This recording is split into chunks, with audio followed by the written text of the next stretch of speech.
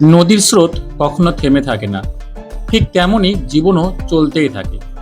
আজ সেই স্রোতের পাশ দিয়ে প্রকৃতির হাত ধরে শুরু হচ্ছে আমাদের নতুন যাত্রা, যেখানে পাহাড় নীরবে দাঁড়িয়ে থাকে, নদী নিজের গল্প বলে যায়, আর বাতাসে মিশে থাকে শান্তি। আজ আমরা চলেছি সেই পথেই। আজকের এই সফর শুধু ভ্রমণ নয়, মন ভালো করার এক অজুহাত। শিলিগুড়ি জংশন থেকে যাবো ট্রেনে করে লাটাগুড়ি। তো তোমাদেরকে একটা অসাধারণ জঙ্গলের সাফারি করে দেখাবো ট্রেনে করে। তোমার ভিডিওটি তোমার দেখতে হবে। তো আমি এখন আছি শিলিগুড়ি স্টেশনে। তো ট্রেনের টাইম 10:50, 10:51 বেজে এখন ট্রেন ছাড়েনি। তো এই হচ্ছে ট্রেন। তো টিকিট নিল এখান থেকে শিলিগুড়ি জংশন থেকে লাটাগুড়ি পর্যন্ত 20 টাকা। তো এই ট্রেনে করে যাবো এবং তোমাদের পুরো ভিডিওটি। নমস্কার বন্ধুরা, welcome to back my channel Subhajit blog. আশা করি সকলেই খুব ভালো আছো, সুস্থ আছো। তো চলে এসেছি নতুন আরেকটি ব্লগ নিয়ে। আজকের ব্লগটা খুবই এক্সাইটিং হতে চলেছে। আজ আমি বেরিয়ে পড়েছি শিলিগুড়ি জংশন থেকে লাটাগুড়ি স্টেশনের উদ্দেশ্যে। তারপর সোজা চলে যাব জঙ্গলের মাঝে গরুমারা ন্যাশনাল পার্ক ঘুরতে। আর এই পুরো জার্নিটাই করব ট্রেনে করে। কিভাবে তোমরা শিলিগুড়ি থেকে লাটাগুড়িতে খুব সহজেই এবং খুব অল্প খরচে মাত্র 20 টাকার টিকিট কেটে লাটাগুড়ির স্টেশনে পৌঁছাবে, সেই সবই ইনফরমেশন তোমাদেরকে আজকে এই ভিডিওতে দেব। এই যে দেখতে পাচ্ছ, এটি হচ্ছে শিলিগুড়ি জংশন স্টেশন। একদম সকালের ফ্রেশ পরিবেশ, চারপাশে ট্রেনের আওয়াজ, যাত্রীদের ভিড়, আর চায়ের দোকান থেকে গরম গরম চায়ের গন্ধ। ট্রাভেল মুড একদম অন। শিলিগুড়ি জংশন স্টেশন থেকে আজ আমি জার্নি করব 75-72-5 Siliguri junction to new Bongaigaon DEMU ট্রেনে। আর শিলিগুড়ি থেকে লাটাগুড়ি পর্যন্ত এই ট্রেনের ভাড়া মাত্র 20 টাকা। তো বন্ধুরা, এখন বাজে 11:30। তো পুরো 1 ঘন্টা লেট করে ট্রেন কিন্তু এখন ধীরে ধীরে ছেড়ে যাচ্ছে শিলিগুড়ি জংশন রেলওয়ে স্টেশন। তো এই যে তোমরা দেখতে পাচ্ছ, এটা হচ্ছে শিলিগুড়ি রেলওয়ে জংশন স্টেশন, এবং ডান পাশে যে লাইনটা দেখতে পাচ্ছ সেটা হচ্ছে শিলিগুড়ি থেকে দার্জিলিংয়ের যে টয় ট্রেন রুট, সেই টয় ট্রেনের রুট। তো তোমরা দেখতে পাচ্ছ ডান সাইডের রুটটা কিন্তু টয় ট্রেনের রুট বেরিয়ে গেল সামনে। আর এই আমরা এখন শিলিগুড়ি জংশন ছেড়ে আমাদের ট্রেন বেরিয়ে পড়েছে তার নির্দিষ্ট গন্তব্যের দিকে। শিলিগুড়ি জংশন ছাড়ানোর পরেই সামনে চোখে পড়ল দিগন্ত বিস্তৃত চায়ের বাগান, যেটা আমি উত্তরবঙ্গে ঘুরতে আসার আগেই ভেবেছিলাম যে এখানে গিয়ে কোনো চায়ের বাগান দেখব। তো ট্রেনে যেতে যেতে তো পুরো রাস্তাটি কিন্তু এমনই নৈসর্গিক সৌন্দর্যে সাজানো। দেখো এখানে প্রকৃতি কত সুন্দর, চারিদিকে সবুজ চায়ের বাগান,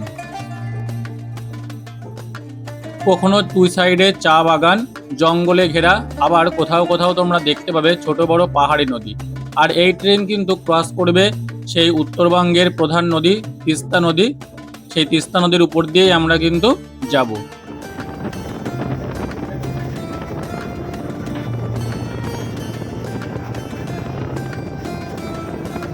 তো কথা বলতে বলতে আমরা এখন চলে এলাম এই রুটের প্রথম স্টেশন গুমলা। তো এটা হচ্ছে শিলিগুড়ি থেকে লাটাগুড়ি যাওয়ার পথে প্রথম রেল স্টেশন গুমলা। তো দেখো জঙ্গলের মাঝে রেল স্টেশনটা। তো গুমলা রেল স্টেশন ছাড়ানোর কিছুক্ষণের মধ্যেই আমাদের ট্রেন প্রবেশ করলো গভীর জঙ্গলের মধ্যে। তো এখানে কিন্তু ট্রেনের স্পিড খুবই কম ছিল। তো লোকাল লোকেদের কাছ থেকে জানতে পারলাম, যেহেতু এইসব জঙ্গল থেকে হাতির দল লাইন পারাপার করে, তো সেই কারণেই এই ট্রেনের স্পিড কিন্তু খুবই কম। আমাদের কলকাতা শহরের ট্রামের মতো এই ট্রেন কিন্তু চলছে।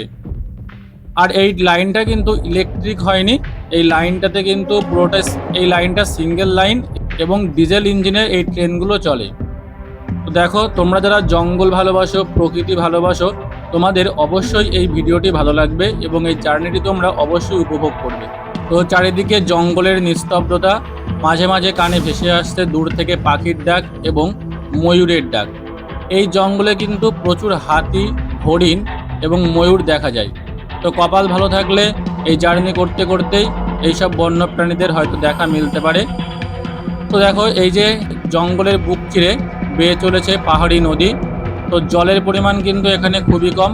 বর্ষার সময় এই নদীগুলো কিন্তু তার কিনারা পর্যন্ত জলে পূর্ণ হয়ে যায়, কিন্তু এখন শীতের সময় জল নেই বললেই চলে। তো এই জঙ্গলের মধ্যে রেলপথ ধরে যেতে যেতেই আমরা সামনে পৌঁছে যাব সেবক রেলওয়ে স্টেশনে। তোমাদের অনেকের কাছেই হয়তো এই সেবক রেলওয়ে স্টেশনের পরিচয় আছে। দূরে দেখো উঁচু পাহাড় দেখা যাচ্ছে, এবং এই পাহাড় ভেদ করেই সেবক রেলওয়ে স্টেশন থেকে নতুন রেল লাইন চলে গেছে গ্যাংটকের উদ্দেশ্যে, যেটা বর্তমানে রংপো পর্যন্ত যাবে সিকিমের, এবং সেখান থেকে সেটা পরবর্তীতে গ্যাংটক পর্যন্ত বিস্তৃত হতে পারে। কলকাতা থেকে ডাইরেক্ট গ্যাংটক পর্যন্ত ট্রেন চলাচল করবে। এই সেবক রেলওয়ে স্টেশনটা কিন্তু পুরোটাই জঙ্গলে ঘেরা এবং দু সাইডে উঁচু উঁচু পাহাড়। তো দেখো, এই সেবক রেলওয়ে স্টেশন থেকে কিন্তু ইলেকট্রিফিকেশনের কাজ শুরু হয়েছে। তো আমরা এখন এসে পৌঁছেছি সেবক রেলওয়ে স্টেশনে। ট্রেন ছিল 1 ঘন্টা লেট, 1 ঘন্টা ট্রেন লেট করার পরে আমরা এসেছি সেবক। এই সেবক থেকে যে রংপো সিকিম যাওয়ার যে রেল লাইন তৈরি হচ্ছে, তো সেজন্য দেখতে বা সাইডে ট্রেনের ওই সাইডে সেই লাইনটা তৈরি হচ্ছে এখান থেকে। তো এই লাইনটা মানে ইলেকট্রিফিকেশনের কাজ চলছে পুরো লাইনটা কিন্তু শিলিগুড়ি পর্যন্ত ইলেকট্রিফিকেশন হয়নি। এখানে ডিজেল ইঞ্জিন নিয়ে যাচ্ছে ট্রেন এটা। তো এই হচ্ছে সেবক রেলওয়ে স্টেশন। দেখো, এটা হচ্ছে সেবক রেলওয়ে স্টেশন, আর আমরা এখন সেবক রেলওয়ে স্টেশনে দাঁড়িয়ে আছি। তো ট্রেন কিন্তু প্রচুর লেট, 1 ঘন্টা লেটে ট্রেন ছেড়েছে। তো বন্ধুরা, যেহেতু এটি সিঙ্গেল লাইন, তো দেখো উল্টো দিক থেকে নিউ বঙ্গাইগাঁও থেকে যে ট্রেনটি শিলিগুড়ির উদ্দেশ্যে আসছে, তো সেটি এখানে ক্রসিং হবে। এই যে দেখতে পাচ্ছ, নিউ বঙ্গাইগাঁও থেকে শিলিগুড়ির উদ্দেশ্যে ডেমো ট্রেনটি চলে এসছে। তো এখানে আমাদের ট্রেন প্রায় 20 মিনিট মতো হল্ট করেছিল। তো এই ট্রেনটা চলে যাওয়ার পরেই আমাদের ট্রেন কিন্তু সামনের দিকে এগিয়ে যাবে।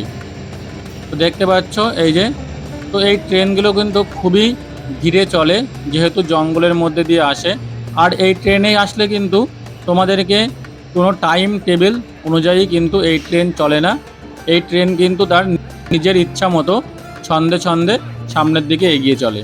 তো তোমরা যদি এই রেলপথে ভ্রমণ করতে চাও, তোমাদেরকে কিন্তু হাতে সময় নিয়ে বার হতে হবে। তো দেখো, এই যে ট্রেন চলে এসেছে। তো এবার আমাদের ট্রেন ছেড়ে দেবে, এবার আমরা সামনের দিকে এগিয়ে যাব। এই যে বন্ধুরা, বা সাইডে তোমরা যে টানেলটি দেখতে পাচ্ছ, এটাই কিন্তু সেই রংপো যাওয়ার নতুন লাইন তৈরি হচ্ছে। সেবক থেকে রংপো পর্যন্ত নতুন যে রেল লাইন তৈরি হচ্ছে, এই রেল লাইনটা পুরো তিস্তা নদীর ধার বরাবর হবে, এবং এই রাস্তায় থাকবে প্রচুর টানেল এবং প্রচুর ব্রিজ। আশা রাখবো খুব তাড়াতাড়ি এই রেলপথ শুরু হয়ে যাবে।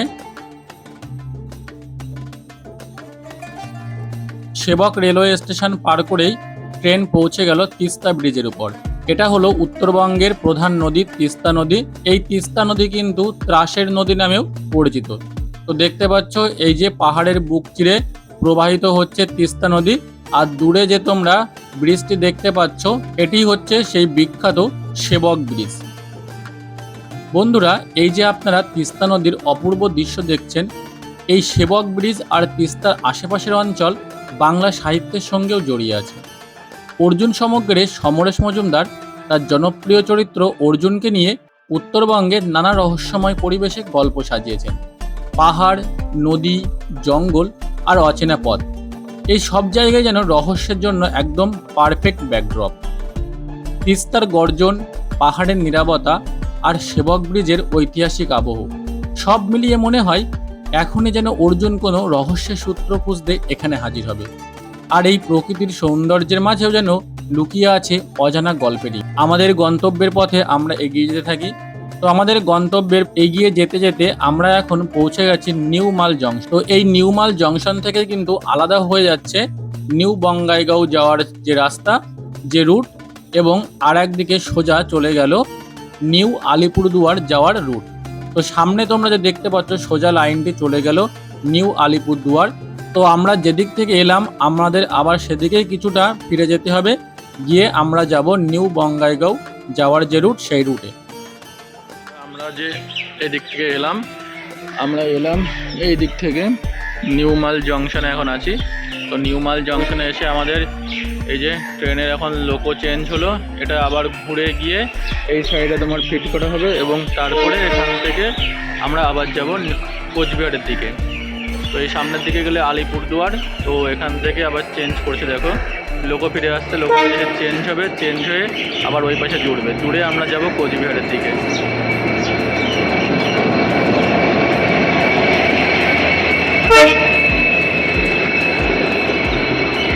দেখো এই যে লোকও কিন্তু চলে গেল একদম, গিয়ে আবার ওই মাথায় গিয়ে জুড়ে তারপরে আবার আমাদের ট্রেন কিন্তু স্টার্ট হবে, হয়ে যাব নিউ কোচবিহার দিকে। তো এটা এখন আছি আমরা নিউমাল জংশনে। তো এখান থেকে 4টে স্টেশন লাটাগুড়ি। চলো ভিডিওটি পুরোটি দেখতে থাকুন।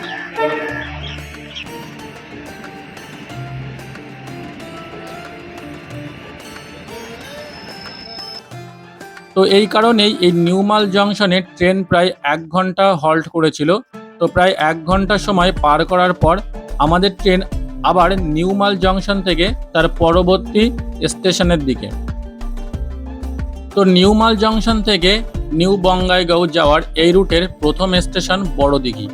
তো আর কিছুক্ষণের মধ্যে আমরা পৌঁছে যাব বড়দিঘি রেলওয়ে স্টেশনে। এখানে ট্রেন লাইনটা এতটাই কার্ভ, তোমরা এখানে পুরো ট্রেনটাই দেখতে পাবে। তো দেখো কতটা অপরূপ সুন্দর লাগছে এখানে। এইখানটা কিন্তু পুরোটাই একদম কার্ভ। তো এই লাইনটাও কিন্তু সিঙ্গেল লাইন। তো আমরা ওদিক থেকে ছেড়ে এলাম নিউ আলিপুর যাওয়ার রাস্তা। তো আমি এখন এগিয়ে চলেছি আমার গন্তব্যের দিকে, লাটাগুড়ি স্টেশনের দিকে।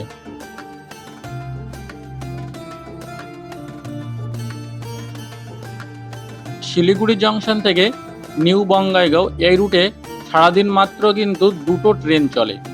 তাছাড়া কিন্তু আর কোনো ট্রেন তোমরা এই রুটে পাবে না। ট্রেনের টাইম চেক করে নিয়েই আসবে।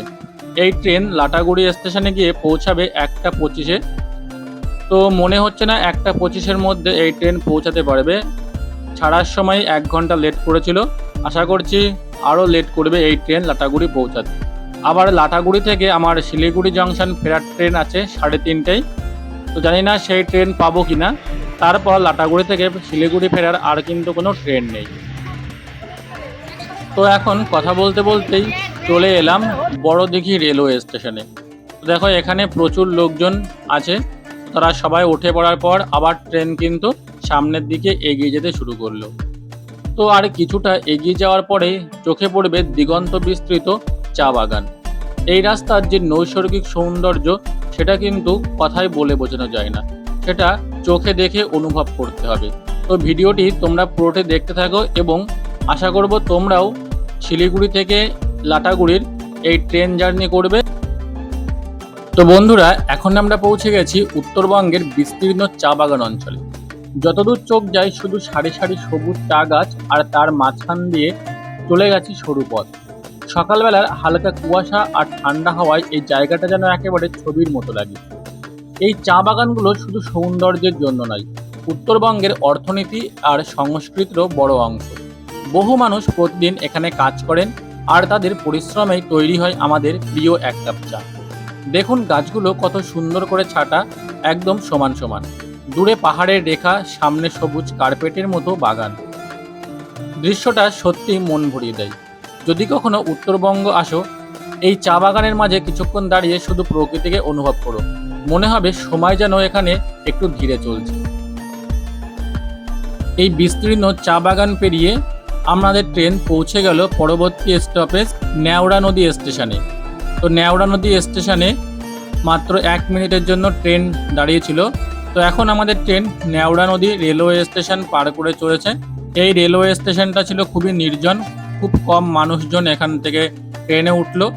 এবং নেওড়া নদী রেলওয়ে স্টেশন পার করে দেখো আমরা এখন পার করছি নেওড়া নদী। এই নেওড়া নদীর নাম থেকেই কিন্তু এই রেলওয়ে স্টেশনের নাম। নেওড়া নদী পার করার পরই ট্রেন প্রবেশ করলো গরুমারা জঙ্গলে। এই যে তোমরা জঙ্গলটি দেখতে পাচ্ছ, এটা কিন্তু গরুমারা জঙ্গল। এই গরুমারা জঙ্গলের মধ্যে দিয়েই কিন্তু এই ট্রেন লাইনটা গিয়েছে।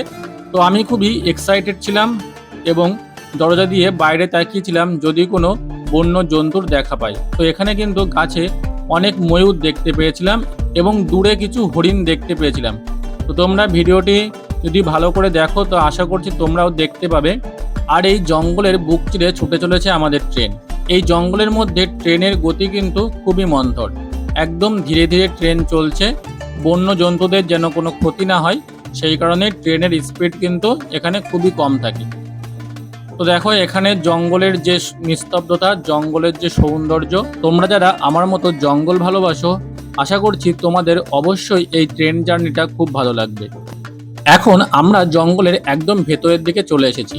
চারপাশে শুধু উঁচু উঁচু গাছ, ঘন সবুজে ঢাকা রাস্তা। আর এক অদ্ভুত শান্ত পরিবেশ। মাটির গন্ধ, পাখিদের ডাক আর পাতার মর্মর শব্দ, সব মিলিয়ে যেন প্রকৃতির নিজের একটা সুর বাজছে। এই জায়গায় দাঁড়ালে শহরের সব কোলাহল যেন মুহূর্তে হারিয়ে যায়। সূর্যের আলো গাছের ফাঁক দিয়ে নিচে পড়ছে, আর সেই দৃশ্যটা সত্যিই চোখে লেগে থাকার মতো। মাঝে মাঝে মনে হচ্ছে এখনই হয়তো হরিণ বা হাতি সামনে চলে আসবে। মনটা বলছিল যদি এখানে ট্রেন থেমে যেত এবং ট্রেন থেকে নেমে এই জঙ্গলের যে অপরূপ সৌন্দর্য, সেই সৌন্দর্য উপভোগ করতে পারতাম।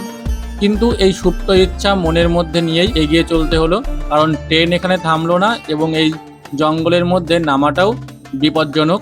জঙ্গল পার করেই এখন চলে এসেছি সেই কাঙ্ক্ষিত স্টেশন লাটাগুড়ি স্টেশনে। আর এই লাটাগুড়ি স্টেশন থেকেই কিন্তু গরুমারা অভয়ারণ্যের যে সাফারি সেটাই কিন্তু শুরু হয়।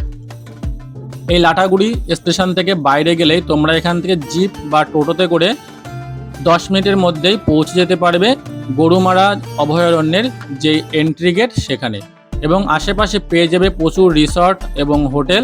তো সেখানে তোমরা রাত্রি বাস করতে পারবে। তো বন্ধুরা, আমি এখন চলে এসেছি লাটাগুড়ি স্টেশনে। ট্রেন আমাকে নামিয়ে দিয়ে এগিয়ে গেল তার পরবর্তী গন্তব্যের দিকে। তো এখান থেকে আমি ফেরার ট্রেনের অপেক্ষা করব। তো দেখা যাক ফেরার ট্রেন কখন আসে।